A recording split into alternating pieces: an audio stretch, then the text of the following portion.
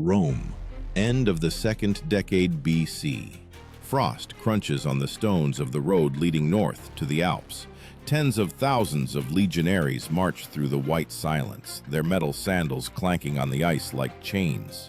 The cold pierces to the bone, skin cracks, breath turns into steam, as if the soul is leaving the mouth. But why couldn't the warriors of the great empire, which had subjugated half the world, protect themselves from frostbite? Why couldn't Rome, which had created roads, aqueducts, and siege engines, invent simple winter footwear for so long? Historians write that during the time of Julius Caesar and later, during the Germanic campaigns, thousands of soldiers suffered not from swords, but from the cold. Tacitus mentioned how the north wind tore down tents and killed guards overnight who hadn't managed to light a fire.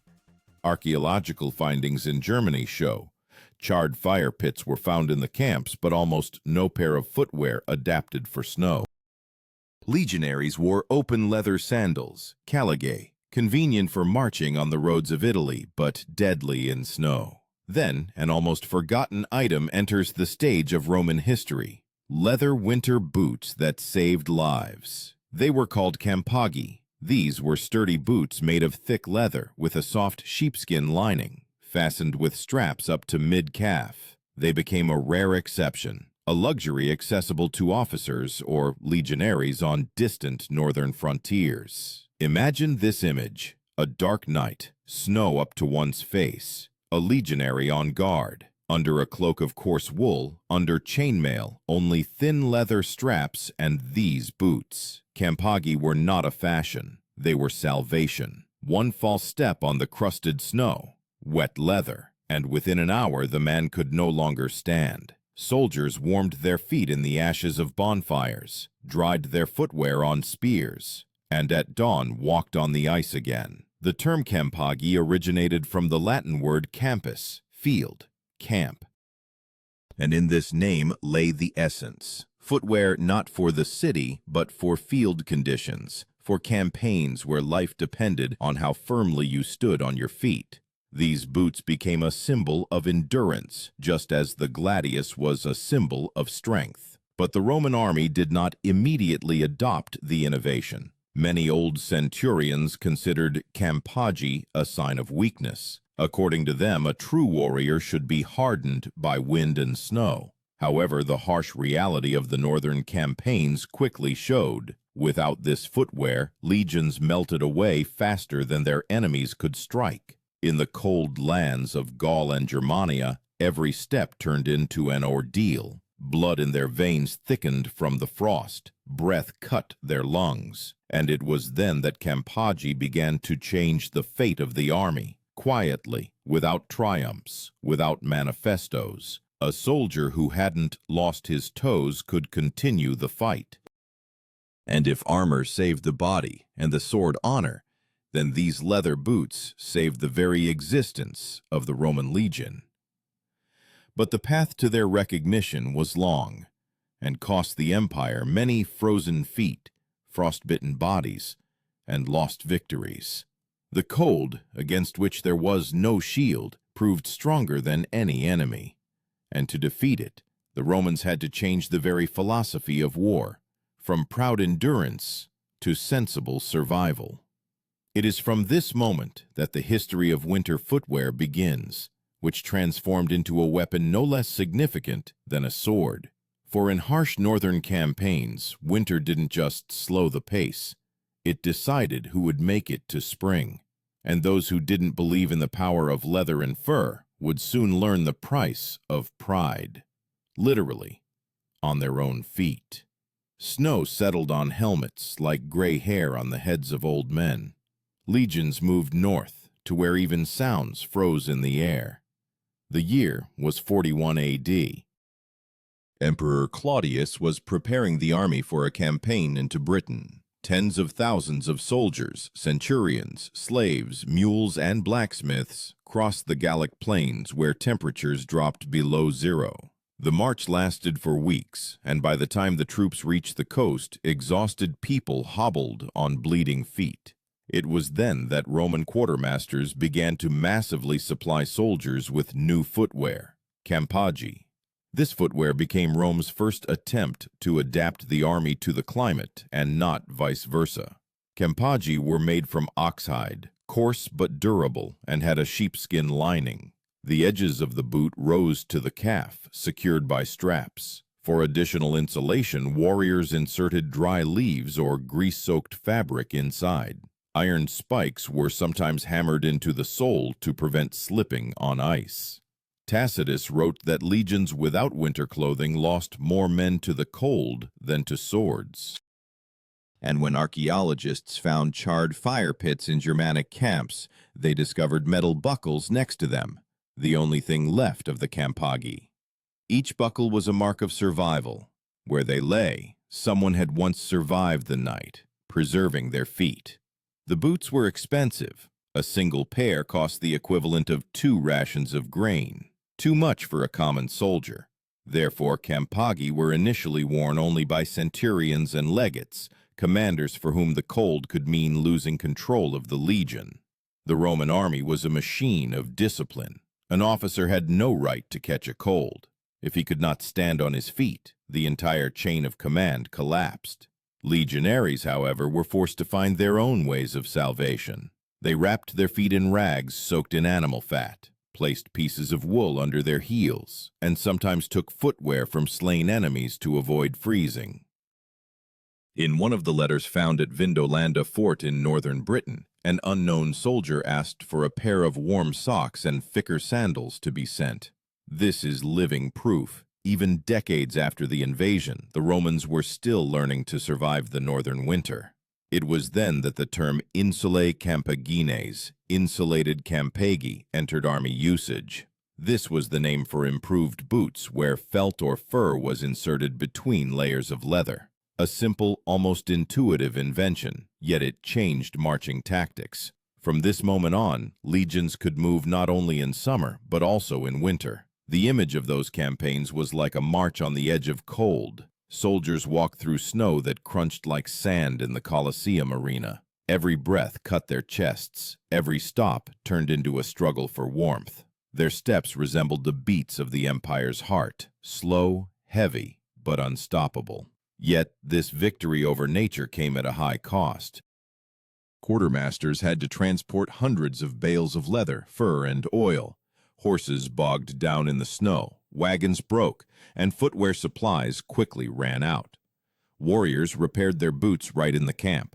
They cut new soles from shields, stitched straps with sinews, and greased them to prevent cracking. Historians differ on when exactly campaggi became an official part of legionary equipment. Some believe it happened under Trajan during his Dacian campaigns. Others, that it was already under Augustus on the northern borders of the Rhine.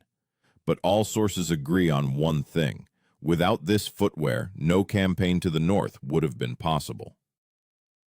It was in the cold lands of Germania, where rivers froze over and armor clanged from the frost, that a new symbol of Roman discipline was born. A soldier who does not surrender to the cold. Campaggi became an extension of his body. In them he slept, marched, fought. They smelled of smoke, sweat, and leather, the scent of survival. Thus, the Roman army learned to wage war against nature itself, not with a sword, not with fire, but with a strap and a seam. And in this quiet victory over the cold lay a great truth. The empire endures not only on blood and iron, but also on the ability to warm a person at the moment when the world around turns into an icy desert. Winter in the northern provinces did not forgive mistakes. When the legions crossed the Alps or camped in Upper Germany, snow became not just an element, it transformed into an enemy. On such days, the cold was like an invisible army. It didn't attack, it simply waited. And if armor protected against arrows, frost crept in where no shields existed, under the skin. The chronicles mentioned how at dawn Romans found sentries frozen at their posts, still standing with spears in hand as if alive. It was then that the significance of campaggi became obvious even to the most stubborn veterans. The warriors called them second feet. The boots, made of thick oxhide, absorbed moisture but still retained warmth. Their soles were layered, stitched with linen thread saturated with resin to prevent rot. Outside, straps. Inside, sheepskin, which was rubbed with fat. Even the smell of these boots was distinct, a mixture of smoke, sweat, and fat. It permeated the skin, like a memory of cold nights by the campfire. A centurion was allowed to have a spare pair of campaghi. For an ordinary legionary, such a luxury was unattainable. Their boots wore out within a few weeks. In Roman camps, there were special workshops, factories where slaves and captured Celts repaired footwear. It was a true shoe army within the army. Every soldier knew losing campaghi on a winter campaign was equivalent to losing one's life. Roman logistics operated with impeccable precision. Caravans with leather, fur, and tools were sent from Italy to the northern provinces. One cart could carry up to 500 pairs of boots, but even such a flow was not always enough to replenish the wear and tear. Then the legates gave the order, "Remove footwear from the fallen." It sounded cruel, but there was no other way. In the cold land, the value of a boot was equated to the value of a sword. In archaeological excavations of Vindolanda Fort in northern Britain, hundreds of soles, eroded by time, were found. Among them were children's sizes. This meant that legionaries' families lived in the camps, and even they needed protection from the cold. Small campaghi for children, a silent trace of how the empire tried to warm itself entirely, not just with a sword, but with fur-lined leather. A fact often overlooked by historians. Boots changed the army's movement tactics. Before the advent of campaghi, legions ceased active operations with the onset of winter, withdrawing to garrisons. But when the footwear allowed soldiers to move through snow, winter raids began, sudden, deadly swift. This was a new type of warfare. Frost, which had previously been an enemy, became an ally. Barbarians, accustomed to warm dwellings, were now caught off guard amidst blizzards. The term hiberna, winter quarters, became key in the Roman military system. This was the name given to camps where legions spent the winter without disbanding the army. In them, stone walls were built, baths and forges were erected, where footwear was repaired. But even there the cold did not recede. Campaghi hung at entrances, dried by hearths, and every warrior knew, if the boots did not dry by morning, feet would be lost. The image of wintering was not silence, but the eternal crunch of snow, the smoke of bonfires, and the clang of hammers. Warriors sewed, greased, patched. Sometimes, when the temperature dropped too low, they put on 2 pairs of woolen foot wraps, and their feet became like stones wrapped in fabric. And in the distance, beyond the palisade, the enemy waited. The Germans, watching from the forest as Rome tried to warm itself. A centurion walking along the ranks looked not only at weapons, he checked footwear. A soldier with a cracked sole risked dying before battle. This was a new code of survival. Discipline was measured not by the length of a spear, but by the sturdiness of a boot. One modern historian noted, Rome defeated the barbarians not with a sword but with a strap. And in these words there is no exaggeration. Campaghi became the empire's first winter strategy, where barbarians lived by fire. Romans walked through snow, raising standards covered in frost. But this new strength came at a price. Leather soaked in grease quickly rotted, causing foot diseases. Soldiers rubbed their feet with salt, bandaged them with rags to prevent festering sores. In winter, the smell of a legionary camp was a mixture of smoke, metal, and human pain. But no one complained, because where even stones cracked from the cold, it was the leather of the campaghi that became the boundary between life and death. And the further the empire moved north, the thinner this boundary became. The cold turned into an examination that not everyone could pass. But as long as the boots held, so did the empire. When the wind tore down tents and howled through armor, the Roman camp turned into a living reminder that man is weak before nature. The cold did not scream, did not attack. It simply slowly took away strength. It was under such conditions that Emperor Trajan's campaign against the Dacians, which began in 101 AD, became a test not only for weaponry, but also for the very ability to survive.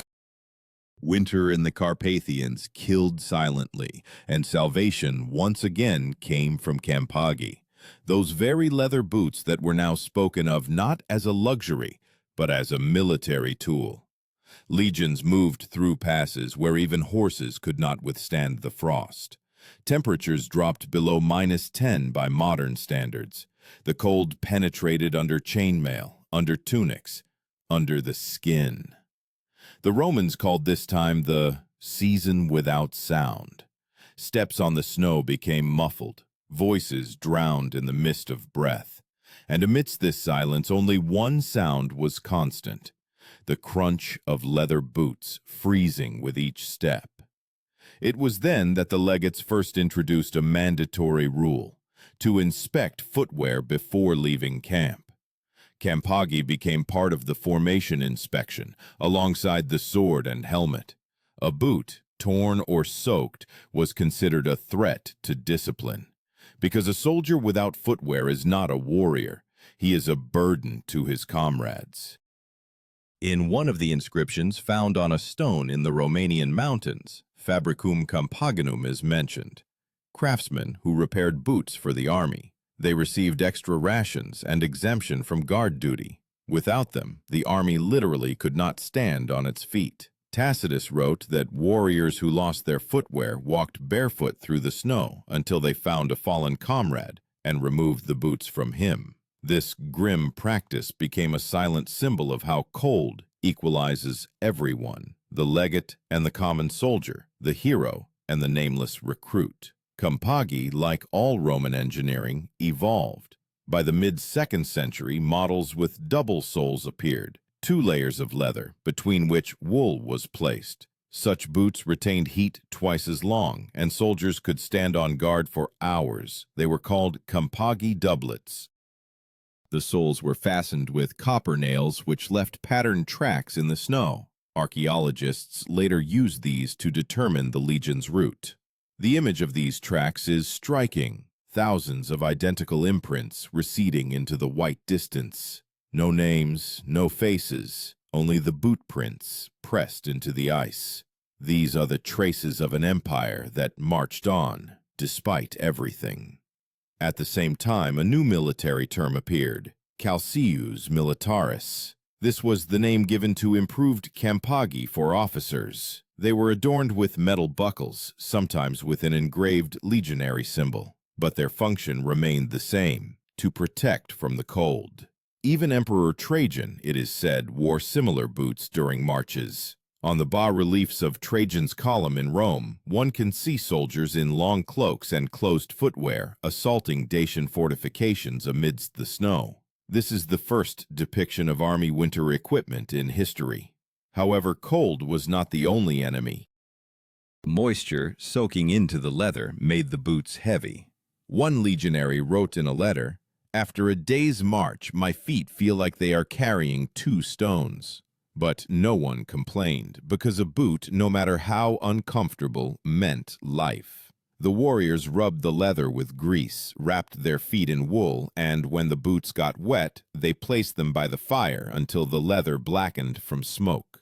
The Romans quickly understood. Winter warfare required new rules. Camps were now built closer to sources of fresh water, where leather could be softened and footwear could be sewn and patched. Barrels of tanning solutions appeared in arsenals, and craftsmen were trained with the legions. Campagi became not just an item, but a part of the supply strategy. Without them, it was impossible either to cross a river or hold a fortress. The philosopher Seneca wrote that courage is not to endure the cold, but to conquer it with reason. These words, perhaps, were addressed precisely to those warriors who marched through the snow-covered mountains of Dacia. They did not challenge the elements, they learned to live with them. Campagi became a symbol of this new understanding of strength, the strength not to resist, but to adapt. And yet every morning, when the sun barely rose over the mountains, the legionaries would again emerge from their tents, putting on their heavy boots. The cold awaited them beyond the first step, but now they knew. Between death and life, there were merely a few layers of leather. And these layers, smelling of smoke and sweat, were stronger than the marble walls of Rome. When winter became endless, even the campfire's flame seemed tired. On such nights, Roman legions resembled not an army, but a moving tribe of survivors. Fog over the valleys of Dacia hid the land, and frost crunched under their boots, as if the very air protested against the invasion. During these months, the cold became Rome's true adversary. And, paradoxically, it was the footwear that determined who would emerge from this battle alive. Campaggi were now worn by everyone, from legionary to tribune. They became an unofficial symbol of the northern campaigns. Every soldier knew to lose a boot meant to lose footing, balance, and with it, life. The leather soaked in grease became soft, almost alive. Soldiers said their footwear breathed like a comrade's chest. With every step it creaked and exhaled steam. In the German lands, archaeologists found fragments of footwear with remnants of fur burned from a campfire. This meant that legionaries dried their boots directly by the flame, risking damage to the leather. But there was no other way. Overnight, the boots would freeze solid, and in the morning they had to be broken open with fists to be put on. One of the letters found from Vindolanda describes how a soldier, waking up after the cold, went out to his post barefoot because his footwear had turned to iron. These details seem minor, but it was precisely they who decided the fates of armies. Campaggi made possible what previously seemed madness: winter offensives. Legionaries began to move across frozen rivers where the ice served as a bridge, not an obstacle. This was a new type of warfare where snow ceased to be an enemy. The barbarians, who believed that the Romans would leave with the first frosts, were mistaken. Now the empire could wage war 12 months a year. Tactical reports from Trajan's time show, with the introduction of winter equipment, march speed increased by almost a third. Soldiers covered up to 20 kilometers a day, even in snow. For comparison, this is the distance from a modern city to a neighboring valley. Every day, week after week, in sub-zero temperatures. Campaggi became not just protection, they allowed the army to move and therefore to exist.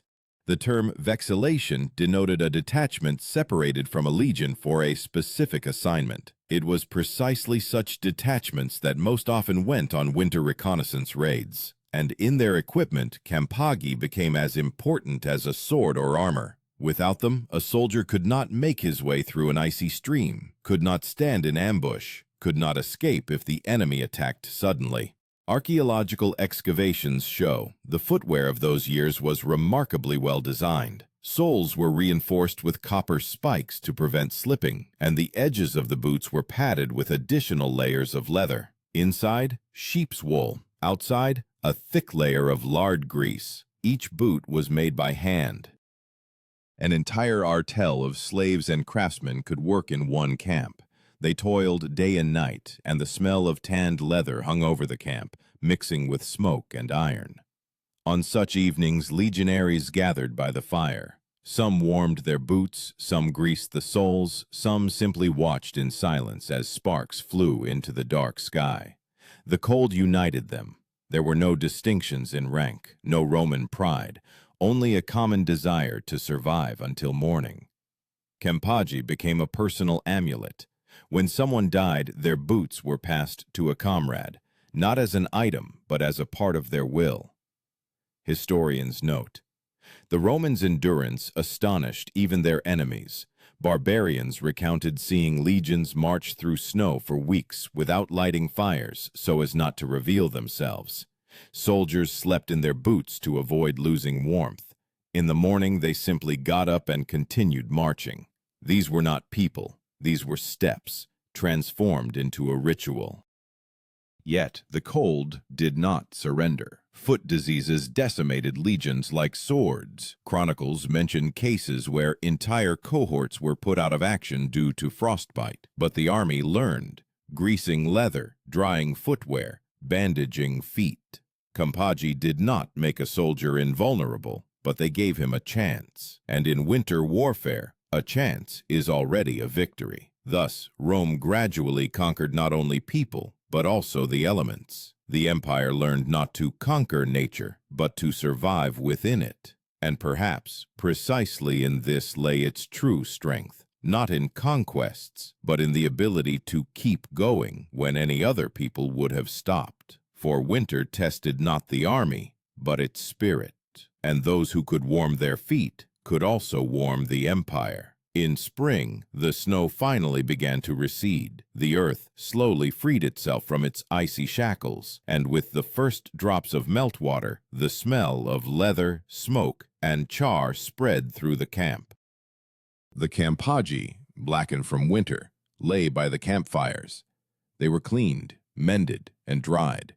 Soldiers accustomed to the cold now felt a strange likeness. Their feet no longer ached. Their step became softer. The earth felt warmer, but with the warmth also came the realization: those who had survived the winter were no longer the same. They bore the traces of the cold, not only on their bodies, but also in their memories. On the soles of their boots remained embedded spikes, worn edges, traces of salt and blood. Each imprint spoke of a path traversed through snow and death. The Campaggi became a chronicle without words. And if Rome had roads along which history marched, then the legionaries had boots in which that history was written. Spring marches proceeded faster. The ground yielded. The air began to smell of damp grass. But discipline did not vanish. Before each deployment, centurions once again checked their footwear. Not their swords, not their shields, but precisely their boots. Because now even commanders knew: an army falls not from an enemy's sword, but from the cold that creeps up from below, from the ground. Emperor Trajan, upon receiving news of victory in Dacia, ordered the legion's shoemakers to be awarded silver rings, a rare instance where honor went to those who did not wield weapons. Their labor saved thousands of lives, and in this decision, a new understanding of war was perceived. Victory was not just strategy, but also attention to detail. The Campaggi outlasted their wars. When the legions returned to Rome, the boots were taken off and hung in the barracks. But the leather, dried and soaked with sweat, still retained the scent of winter, the scent of survival. For those who had endured the snow, it was not merely an item of equipment, but a reminder: the empire's strength begins with a simple step taken in the frost.